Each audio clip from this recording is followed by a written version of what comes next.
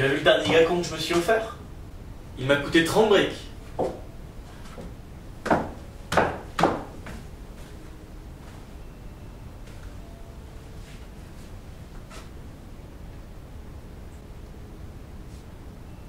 Tu sais, je ne suis pas contente. Je ne suis pas satisfaite.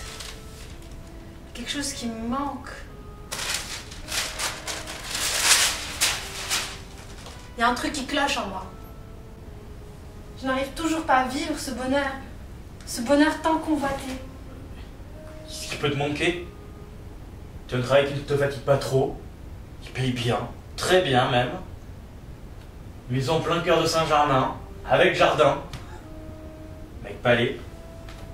Pas con, 138 de QI. Que te faut-il de plus? Si toi tu n'es pas heureuse, je me demande bien qui peut l'être. Oui, je sais tout ça. J'en suis parfaitement consciente. Néanmoins, quelque chose me tracasse parfois, me turlupine. Même comblée, j'ai l'impression qu'un vide profond m'entoure. Non, c'est pas exactement ça. C'est plutôt moi-même qui me sens vide et creuse. Ce n'est pas tant une question d'avoir ou de possession, mais d'être. Tu veux dire que tu es insatisfaite de ce que tu es? Tu es intelligente et ravissante. Qui peut le nier? Les passants se retournent sur toi dans la rue. Tes amis t'adorent. Tes collègues s'extasient en louange à ton égard.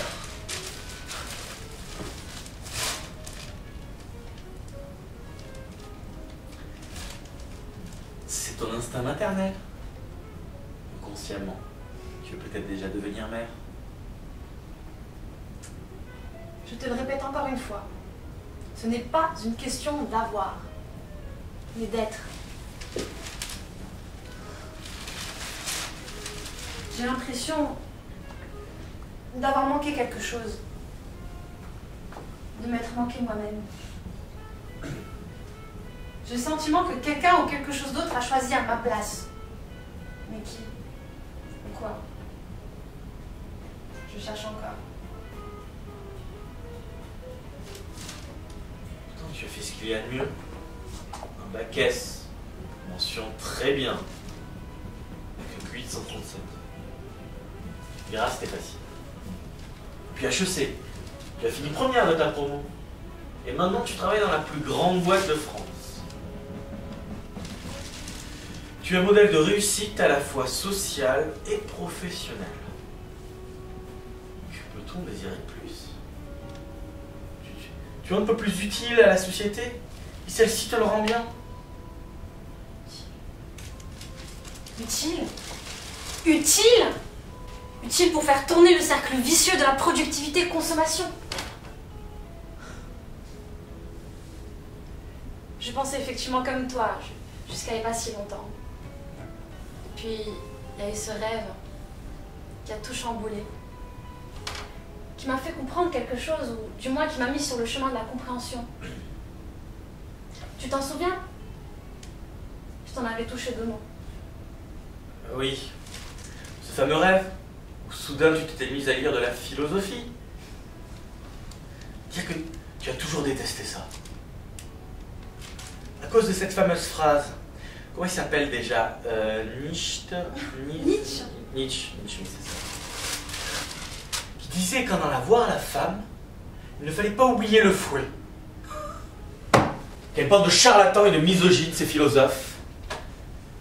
Moi aussi, je l'ai profondément. La philosophie, c'est bien l'invention la plus inutile qui soit. Son seul but, nous donner des migraines.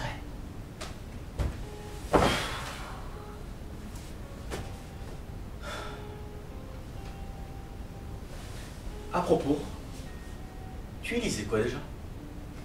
Justement, du Nietzsche. Ainsi parlait Zarathustra, plus précisément. Véritable cauchemar.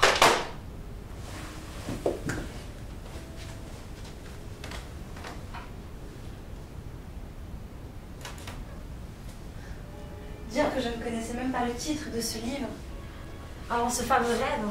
Comment est-ce possible? Tu en es sûr? Oui, certaine. Je vais finir par croire aux démons et autres bêtises de ce genre bientôt. Je ne te l'ai pas dit, mais j'ai fini par le lire vraiment, ce livre. Même si je n'ai pas compris grand-chose. Des serpents par-ci, des aigles par-là et des dragons partout. C'est à n'y rien comprendre. Tu es sûr que tu ne confonds pas avec le Seigneur des Anneaux? Les dragons, c'est plutôt là-dedans. En plus, je te vois vraiment très mal lire ce genre de truc. Ça ne te va pas, comme ta veste d'ailleurs. Mais alors absolument pas. Tes dents, il est déjà suffisamment le parquet. C'est pas pour autant que tu dois te prendre pour le castor. Je ne suis pas conne à ce point-là. Tu n'as qu'à le lire si tu ne me crois pas. Mais attends-toi à te prendre vraiment la tête. Dire que c'est précisément ce qui te rebute le plus. Tu n'arrêtes pas de dire « Arrête de te prendre la tête, arrête de te prendre la tête. Je n'aime pas me prendre la tête. On vit mieux sans se prendre la tête. » Figure-toi que j'ai presque pris plaisir. D'ailleurs, c'est bien la première fois que je prends mon pied. En me prenant la tête. J'ai plutôt l'impression que c'est un coup de marteau que tu t'es pris sur la tête, mon petit. Je ne te reconnais plus. Ce livre t'a littéralement ensorcelé. Comment as-tu pu te faire berner à ce point-là? Ils ont réussi à te faire croire que ta vie manquait quelque chose. Qu'elle n'est pas ce modèle de réussite dont chacun rêve. Peut-être que je me trompe. Mais dans ce cas, comment expliquer ce sentiment qui va finir par m'étouffer? Qui me ronge de l'intérieur et qui m'empêche de dormir? J'ai tout, certes. Et pourtant, le sentiment d'être vide. Pur néant. Je ne peux plus abandonner maintenant. Il faut absolument que je trouve ce que c'est. Il faut que j'aille jusqu'au bout. Il faut que je comprenne. Je pense à comprendre. Quoi donc? Cesse de tourner autour du pot avec des problèmes pseudo-existentiels. Dis-moi clairement que tu veux me larguer. Tout ce manège n'a qu'un seul but en fait. Se débarrasser de moi. Un point c'est tout. D'un certain point de vue, tu as peut-être raison. N'arrête ta parano. Le problème ne vient absolument pas de toi. Encore que, je devrais peut-être y réfléchir aussi. On peut pas dire que je sois rassuré.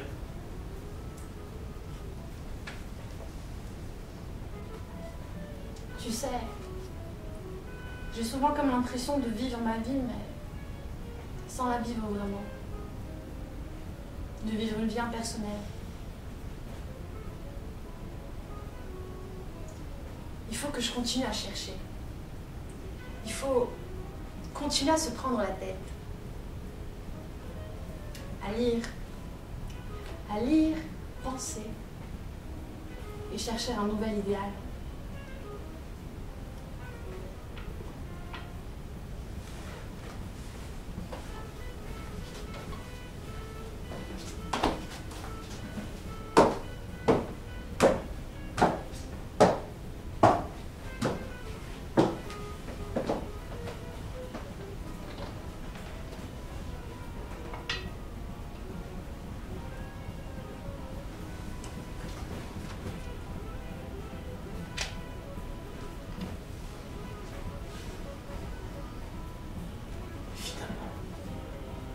Ce ne serait pas un peu bon.